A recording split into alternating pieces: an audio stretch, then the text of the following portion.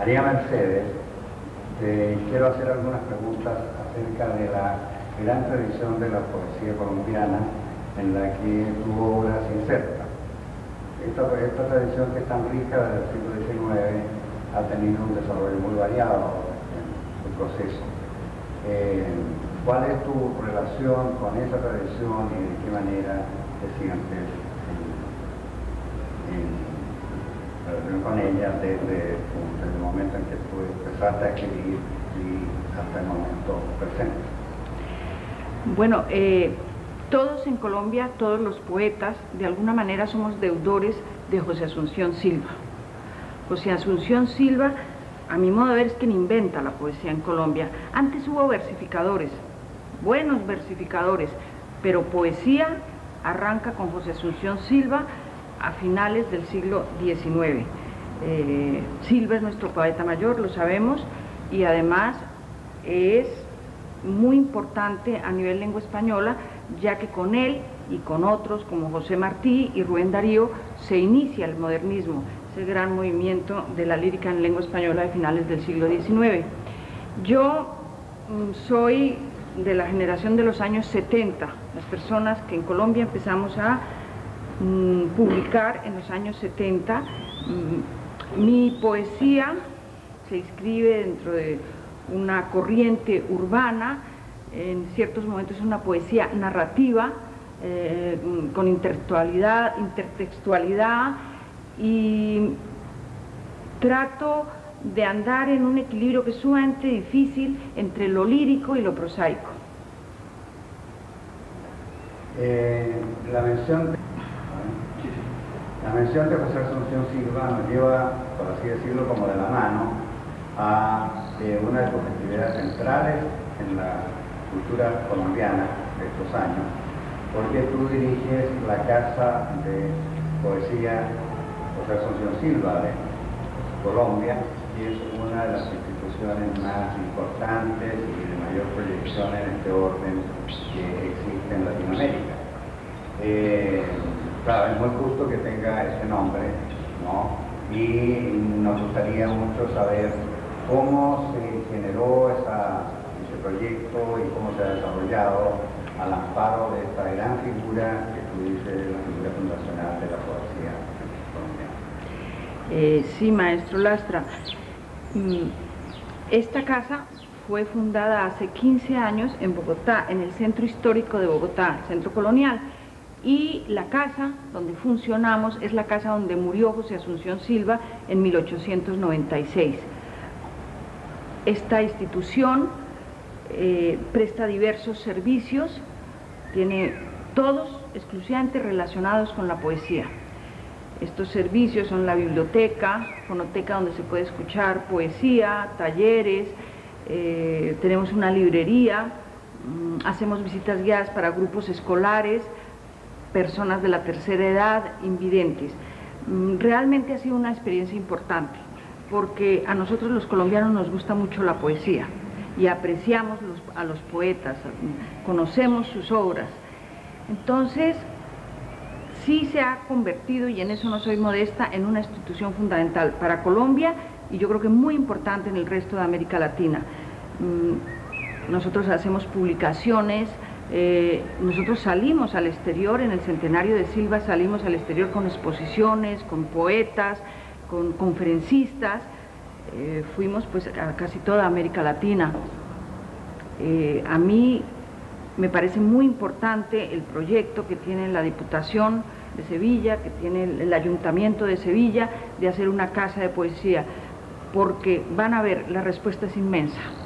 Ahora, esto se vincula directamente con el espacio en que nos encontramos, porque la idea es que la Casa de la Poesía, a la que acabas de referirte, que estamos proyectando y es uno de nuestros trabajos presentes aquí en Sevilla, y por eso hemos realizado los encuentros o seminarios con la poesía hispanoamericana popular, va a tener su sede en Carmona, que es el lugar que estamos visitando. ¿Cómo ves tú este proyecto situado en este lugar? Carmona a cierta distancia de Sevilla, no en el centro íntimo de la gran ciudad, sino en un lugar tan enriquecido por la historia, por eso que nos remite a un pasado que lleva más de 2000 años. No, pues me parece un lugar bellísimo. He estado visitando esta ciudad tan hermosa, me parece un lugar bellísimo para la Casa de Poesía. Entonces la Puerta de Sevilla va a ser la puerta de la poesía también. Yo pienso que es una buena idea hacerlo en Carmona para descentralizar. Todo lo que sea descentralizar está bien. Yo en un principio siempre había pensado e incitado a los escritores españoles a que se hiciera la Casa Quevedo en Madrid, que tiene que hacerse algún día, pero esta me parece preciosa, preciosa la idea, precioso el lugar, y cuentan desde ya con toda la colaboración de la Casa de Poesía Silva de Bogotá. Y ahora una última cuestión antes de que pasemos a una lectura de tu propia poesía. ¿Cómo sientes tu relación como poeta, en cuanto poeta, con la gran tradición de la poesía sevillana y de la poesía andaluza en general? ¿No? Porque estamos en un lugar verdaderamente privilegiado en este orden de desarrollo del siglo XV. Es obvio que los clásicos españoles han ejercido influencia en mí, y yo creo que en todos los que escribimos poesía en lengua española, ¿no? Quevedo, Garcilaso. Ahora, ya concretamente los grandes poetas de Andalucía, como me has dicho, pues carambas, está Vicente Alexandre, está Luis Cernuda, está el gran Bécquer, está don Antonio Machado y otro que yo adoro que es don Manuel Machado. Es obvio que aquí es la patria de la poesía, como decías tú el otro día, que creo que dijo Juan Ramón Jiménez, la patria de la poesía en lengua española, es verdad. Esto debería ser un lugar reconsiderado. La patria, que la madre patria, porque nosotros también somos patria de la poesía en Colombia. La madre patria de la poesía. Y se me quedaba una pregunta que creo que quisiera actualizar. Tú has vivido por algunos años en este país, yo creo que tienes un conocimiento muy rico y muy intenso de la cultura y del espacio geográfico. ¿En qué lugares viviste y cuáles fueron tus recorridos y a cuáles fueron tus vivencias, experiencias? Bueno, una pregunta un poco bastardélica, pero...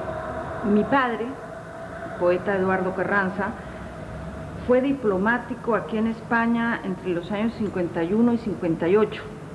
Entonces, realmente, casi toda mi infancia la pasé en España, en Madrid, en la calle Velázquez, número 87, cuarto derecha. Nos desplazábamos mucho por toda España. Yo estuve con mi padre en Córdoba, por ejemplo, en Sevilla. Íbamos mucho a la Costa Brava, por Ligat.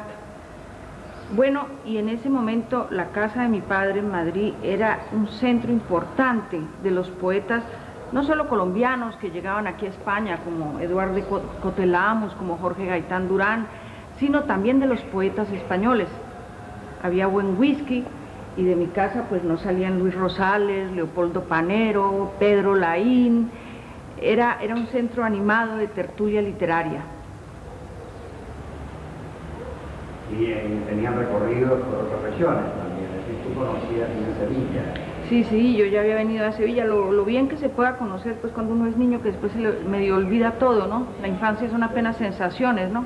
O recuerdos de la luz, como decía don Antonio Machado. Claro, y esa luz de Sevilla todavía está en tu memoria y en tu recuerdo poético del espacio. No, mi recuerdo poético está más hacia el norte, en Porligat. Por ejemplo, aquí tengo un poema que habla de Ledesma. Nosotros fuimos un veraneo a ese hermoso pueblo de cercano a Salamanca, que es Ledesma, ¿no? Unos pueblos muy pobres, pero muy hermosos, ¿no? Bueno, ahora queremos pedirte que nos leas poemas de la última o de la historia. Sí, señor.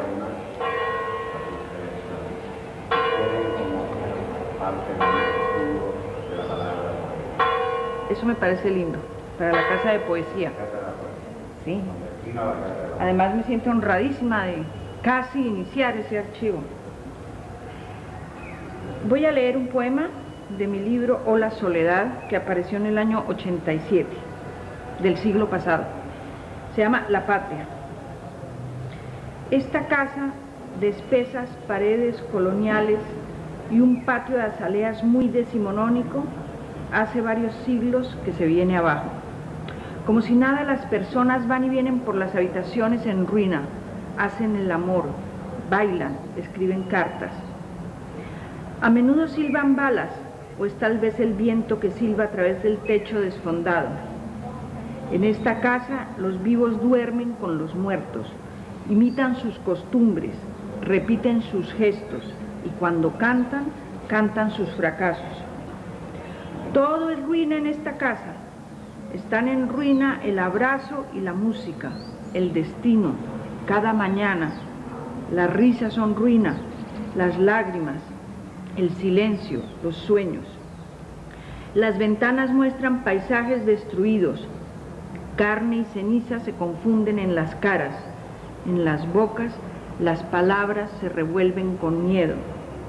En esta casa todos estamos enterrados vivos.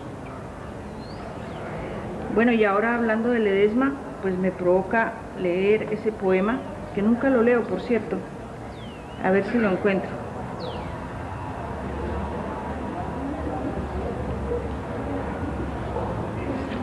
Se titula Ledesma, 1951.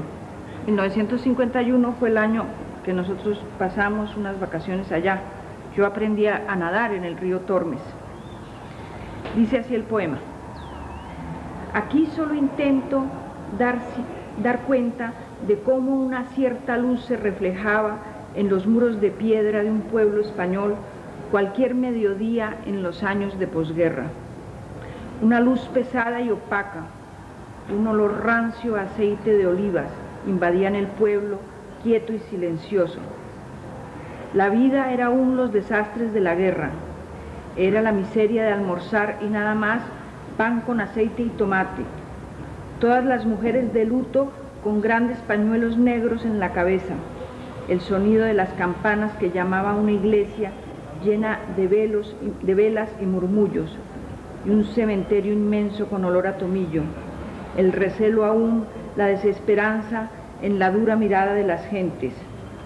Una niña por las calles hacía allí sus primeros recuerdos y algunas de sus futuras desolaciones.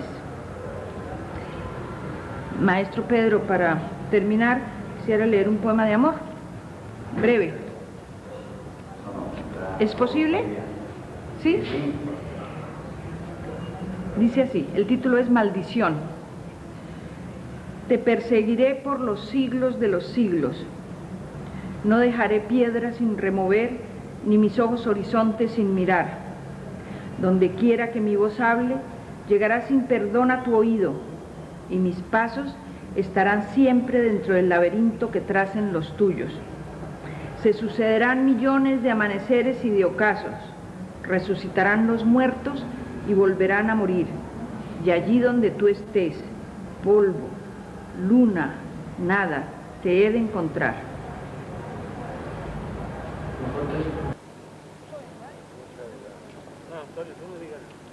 ¿Para cuándo piensan inaugurar la casa de poesía? Amigo, soy yo que...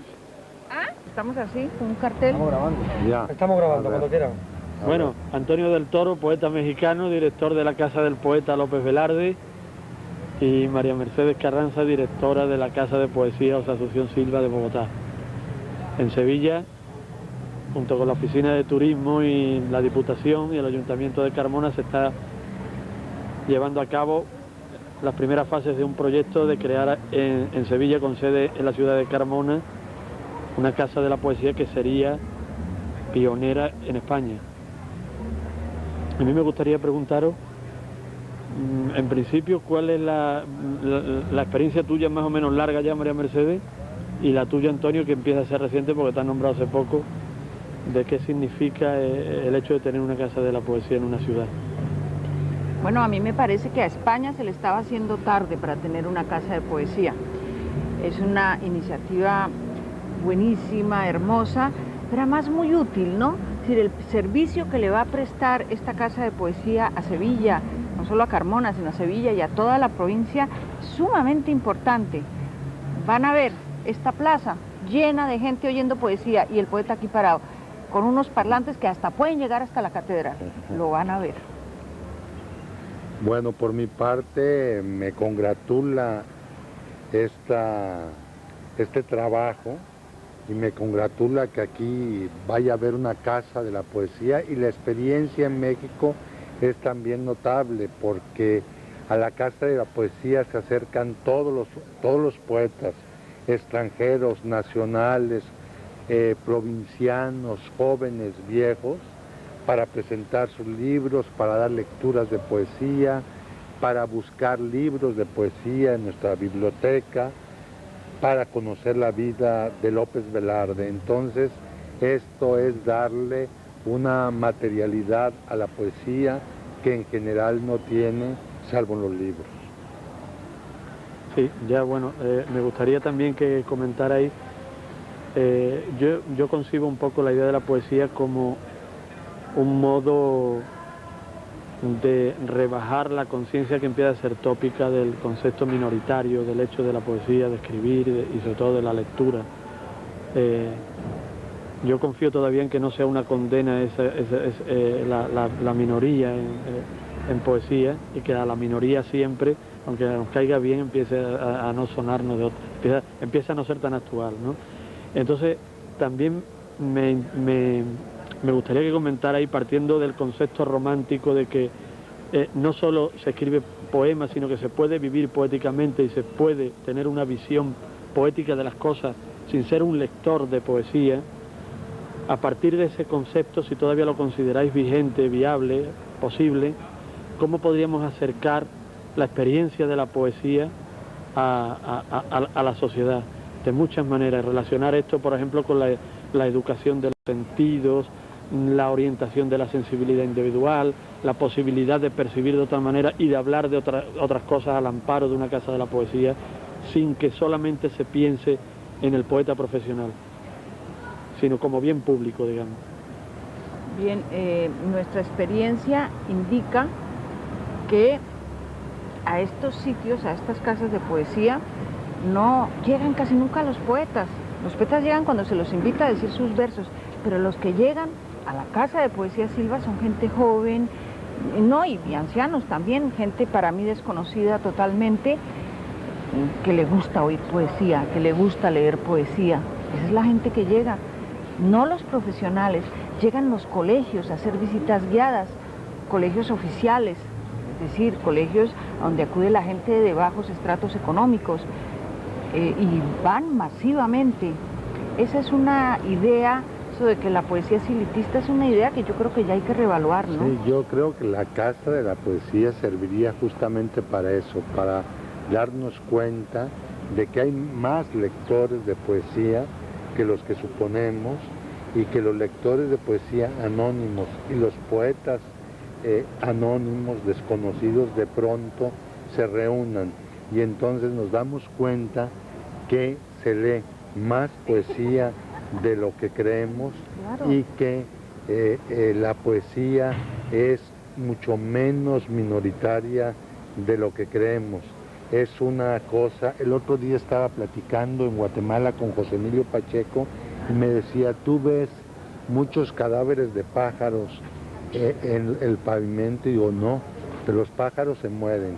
¿Y por qué? ¿Y por qué no los ves? Dice, porque se los comen los gatos. Dice, bueno, pues ¿tú crees que los editores de poesía editarían libros de poesía pensando que solamente nosotros los poetas leemos poesía? No, hay lectores que son como los pájaros, que no los vemos y que sin embargo existen, ¿no? Además, los poetas suelen encerrarse en su cenáculo, ¿no? En su torre de cristal o de marfil, Una casa de poesía sirve para que se bajen de la Torre de Marfil y para que vengan aquí a decirle la poesía a la gente que no es poeta y que a lo mejor no ha leído todavía mucha poesía, pero que le gusta la poesía. Esa debe ser la función de una casa de poesía, ¿cierto? Sí, completamente.